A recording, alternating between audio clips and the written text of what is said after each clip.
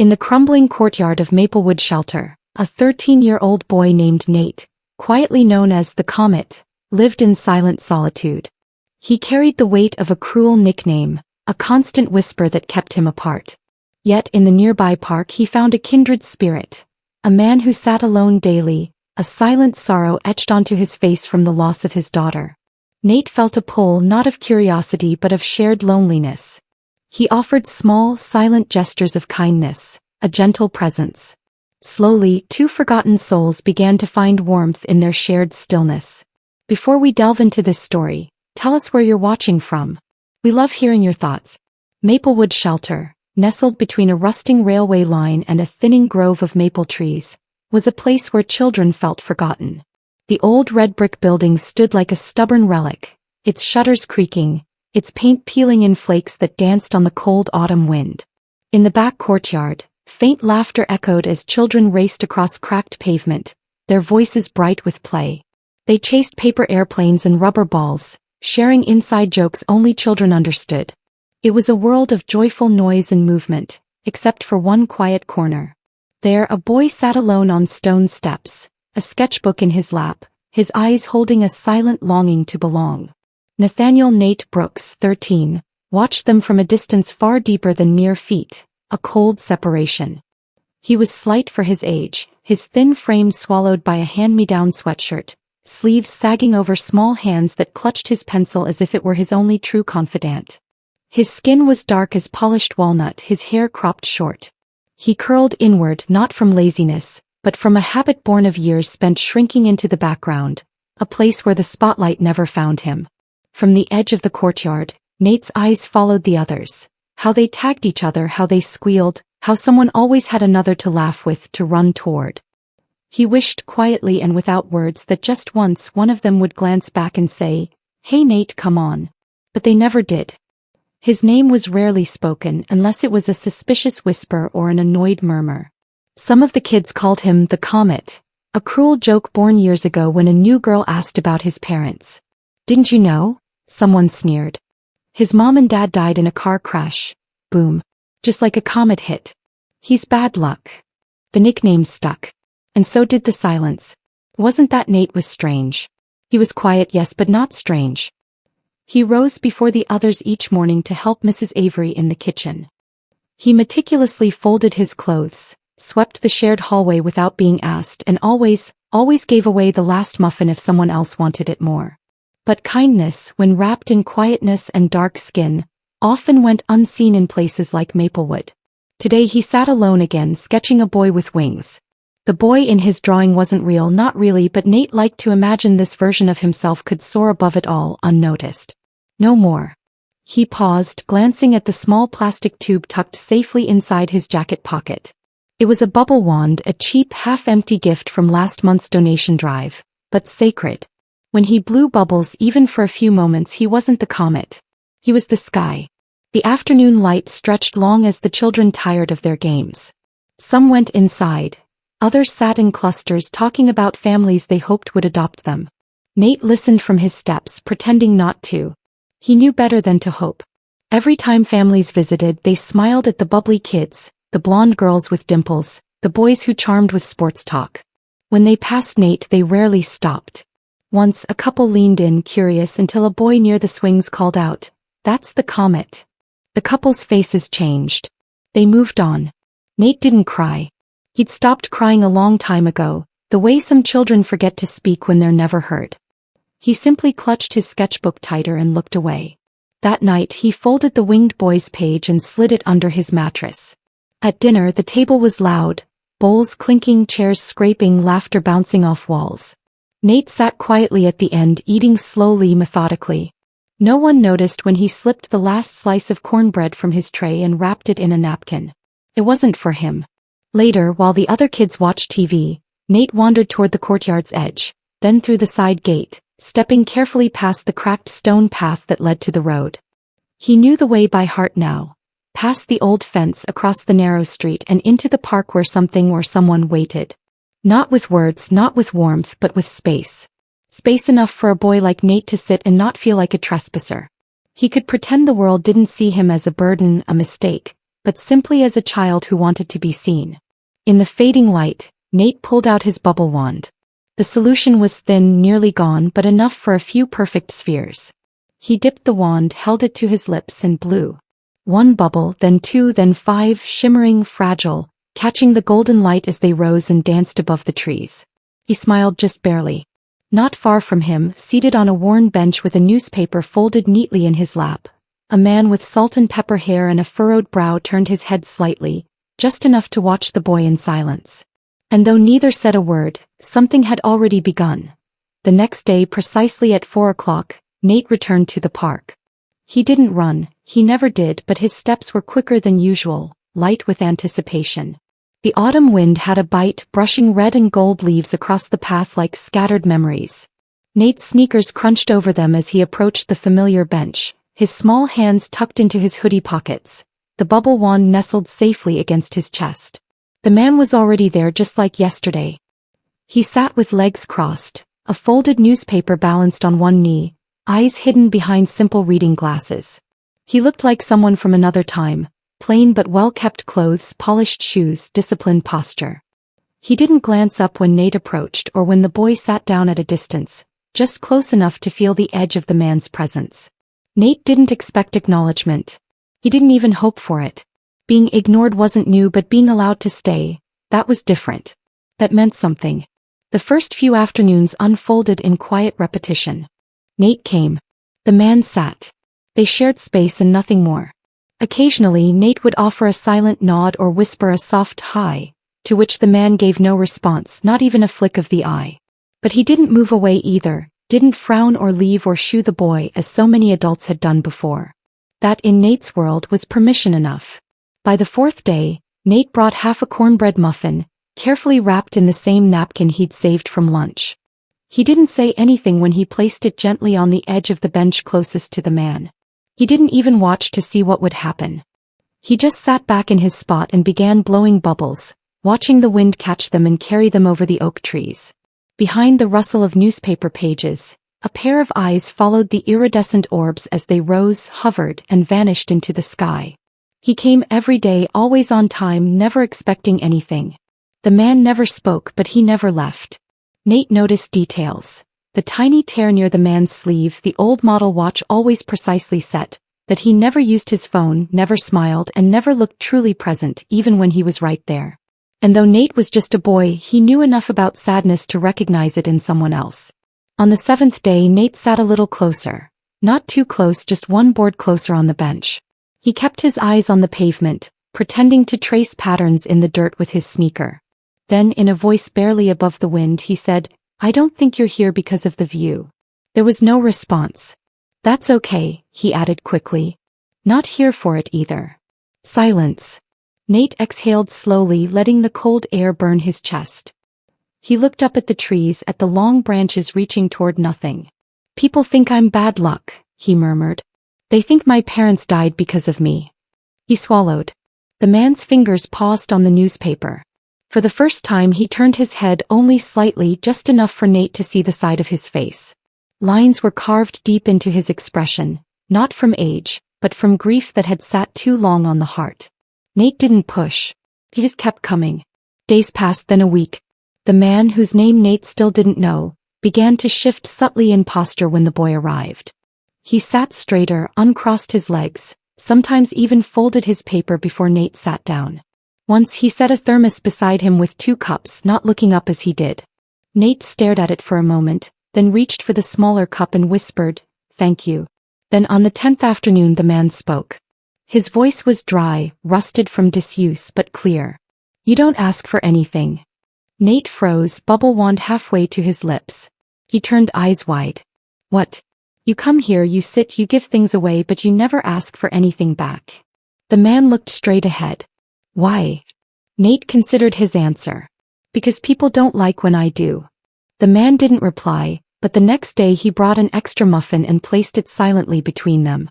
There was no dramatic breakthrough, no tears, no sudden hugs. Just space gradually shrinking, words carefully planted, and in between it all, the bubbles floating like tiny pieces of hope across an October sky that seemed somehow a little warmer each afternoon. For the first time in years, Thomas Whitaker began to feel the faintest tug toward the world again.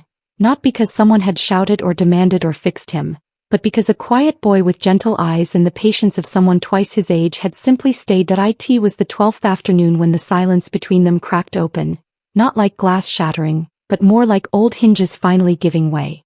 The park was quieter than usual, the wind sharp with the coming of early November. Leaves scraped across the path in swirling eddies, and the sun sat low in the sky, a thin orange disk bleeding through bare branches. Nate arrived as always, bubble wand in one pocket, sketchbook in the other, his small backpack faded at the corners from years of use. Thomas was already there, the paper folded but unread in his lap, his hands clasped loosely together. He didn't speak at first. He didn't need to. Nate knew now when Thomas was listening. Nate sat down beside him, one board away on the bench, not needing permission. And Nate looked over, surprised. The man's eyes weren't on him, but on the patch of grass just beyond the bench, as if it held the outline of someone long gone. His voice didn't shake, but it held weight like stones dropped gently into a still pond. Every Saturday, Thomas began, his gaze fixed on the empty space. She loved the park. Said the trees looked like giants. She'd bring a little red ball and roll it back and forth between us while we sat. Sometimes she'd blow bubbles, not because she was a baby, she just liked the way they floated.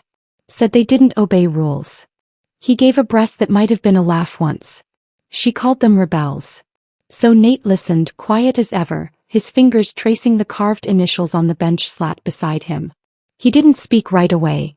He didn't want to interrupt the current of memory. Thomas continued. Her name was Caroline. She had this laugh that sounded like it had wind chimes in it. She was smart, kind, looked like her mother. She died 3 years ago. A rare condition. We didn't know until it was too late.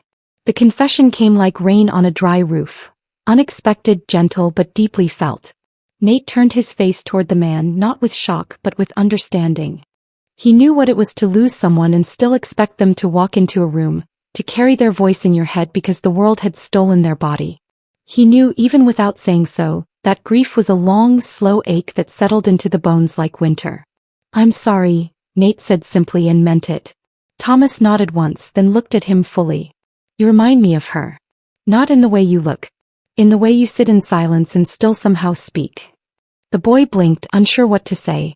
So he opened his sketchbook and flipped through a few pages until he found the one he had drawn just last week. A girl with wild curls and a bubble wand, standing beside a man on a bench. The sky in the drawing was full of color, shades of purple and green and blue, the way Nate imagined the world might look to someone who still believed in magic. He handed the page to Thomas without a word. Thomas studied it for a long time. When he finally looked up, there was a sheen in his eyes. Nate hesitated, then asked, Do you think it was your fault that she left? The man exhaled slowly, resting the drawing on his knee. Every day. I worked too much when she was little. Thought I'd make it up to her when she was older. Spoiled her a bit when I finally had the time. Told myself I was being a good father. But when the doctors said we were out of options, all I could think was, what if I'd noticed sooner?